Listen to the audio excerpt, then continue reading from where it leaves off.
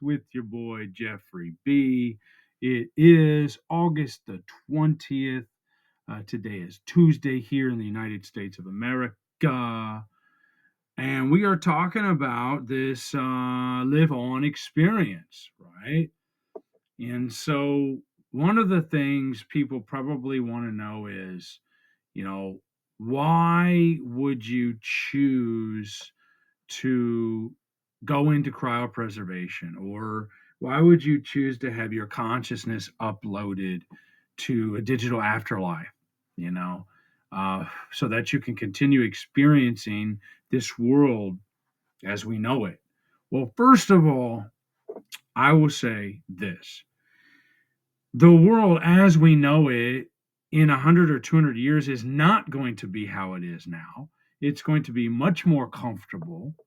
This all has an element of faith to it.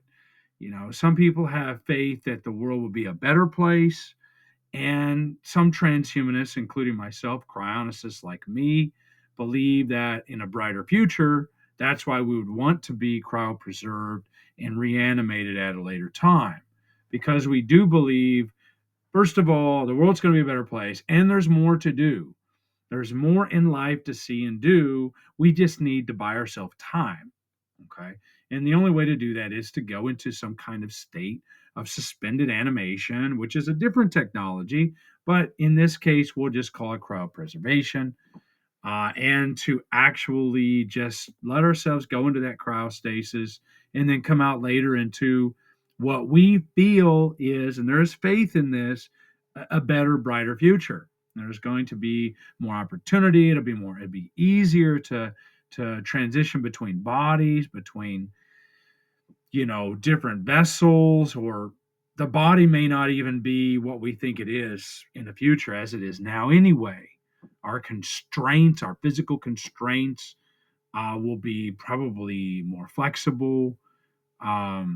So I can't imagine just facing the fear of nothingness, of basically passing on as it is now and just going with the whole clinical death definition as it is now, the current status quo, not challenging that, and obeying that, and just letting yourself drift off, the brain decay and the consciousness just be erased. Basically, that would be like I was never born. So there's a lot of metaphysical questions here and thoughts and aspects. You've got to ask yourself what you believe in. If you're okay being in a state where it's like you were never born and that sits well with you, that's fine. Many people have gone with that, obviously, and there are just a handful out of all of the people that were born and died so far have existed on this planet. Only a handful, a mere fraction of a fraction of a fraction, have actually decided to challenge the status quo, to preserve their awareness, their consciousness, to be resparked, kick-started later so they can experience it. So I'm on board with them as well. You look at a lot of the cryonicist, the people who are currently in cryostasis at Alcor or some of the other facilities across the globe. They generally have a zest for life, adventurous. They want to see more. They probably traveled a bit. They don't really have any strong religious leanings. Some may, but there are some generalizations we can probably cast in there, including for myself. I want to spend more time with loved ones, with family. So if I could get my family to be on board with this process, that would be great. Don, my stepfather, I call him Dad. It's more of a dad than biological was. So Dad is passed. There's no way to get him back. We've got the remains in the box, but there's just bone fragments, man, and ash. That's all that's left of him. So trying to get back to consciousness, he was never uploaded anywhere. Unless the stars have got a repository of minds and consciousness and data that we can download and extract the stars or the space-time matrix, there's probably no way he's going to be able to exist anymore. But before we go out, before we destroy the body, let the mind decay and therefore lose the consciousness, we can upload it somewhere, save it, or simply go into cryopreservation, and then, of course, extend the lifespan there. So, you know, I've been interested in this since I was 17. I'm 44 now, so that's quite a few years going by that I've been very fascinated by a concept like this. And I never forget that day in the library where my friend and I, Brandon, were researching stuff we might want to pursue when we go into college. And he was looking into something, and I was looking into something. He saw the idea of chronics. He said, "Oh man, get that out of it," because he was Mormon, so he's like, had wanted nothing to do with cryonics. I, on the other hand, was like, damn, this is pretty awesome. Hell yeah. Immortality?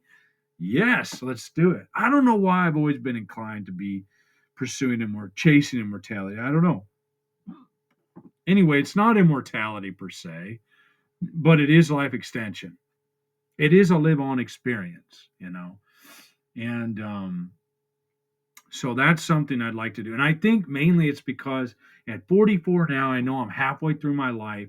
I have many more things I want to do, and there's not enough time in the next 35 to 40 years, if I'm lucky, to do all those things. No way. Because of the aging process and possible death and accidents that could happen, it's, you know.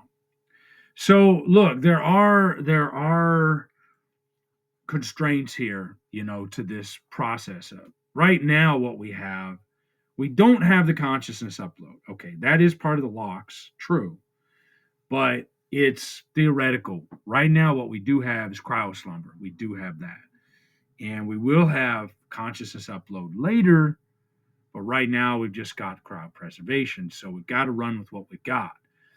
And there are limitations of this. So if you're in a plane crash and you're burned up, you're incinerated, you're not going to be able to, be cryopreserved. Obviously, you've got to have enough of the body intact, and the tissue can't be atrophied or broken down enough to where it's going to be an impossible reanimation.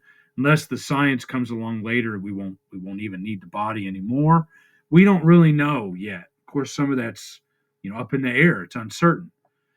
We do have, if you do it right and you do your life insurance plan and you've got your contract signed with one of the life extension programs or companies, we do have a guarantee that you're going to be preserved and you will be reanimated later. We've got the guarantee you're going to be preserved. Now, I've got a independent cryonics educator training in October with Alcor. So thank goodness I just got an update. So got about a month to go before we get some training for our ICE agents, including myself. So I'm really looking forward to that. How to pass a message on, how to carry the message to the public, how to educate the masses, the people, getting them to understand the benefits of cryonics, cryopreservation versus traditional um, cremation, burial, all that stuff, the status quo, how to challenge it, whatever it might be. So basically, it's going to be like preaching cryonics. Here I am trying to pursue uh, the Bible and Jesus in some ways, but I don't want to go out and preach that. That does give me some peace also, but I just can't really subscribe to that. And I can subscribe way easier to the idea of, cryopreservation and reanimation later. It just makes more sense to me. It just fits with my personality and my background and all that. And I'm more passionate about it. You can't fake stuff. You just can't fake it. People will see through you. If I go out there and I try to spread the gospel, guys, people are going to see through it. My older brother is a great man and he does that and he's spreading the Bible and gospel and he's really committed and it works for him, you know. But he's not faking it. He really believes he's really into it. If I go out and I start preaching, I can cite, scripture and verse and chapter and verse and all that. I can do it because I'm a numbers guy, but it won't be genuine. It'll feel fake. It'll feel forced. So I'm just kind of going with whatever seems right fit. And my reasons are going to be different than your reasons. And maybe you don't know if you want to go on ice yet, but maybe this video will convince you or make you feel like you can. One of the things I wanted to mention, and I didn't get to it earlier, but I'll talk more about this later, is it's give you something to leave you with a thought. The consciousness, so the mind is aware up to 10 minutes, so many minutes, up to 10 minutes after clinical death is pronounced. Think about that.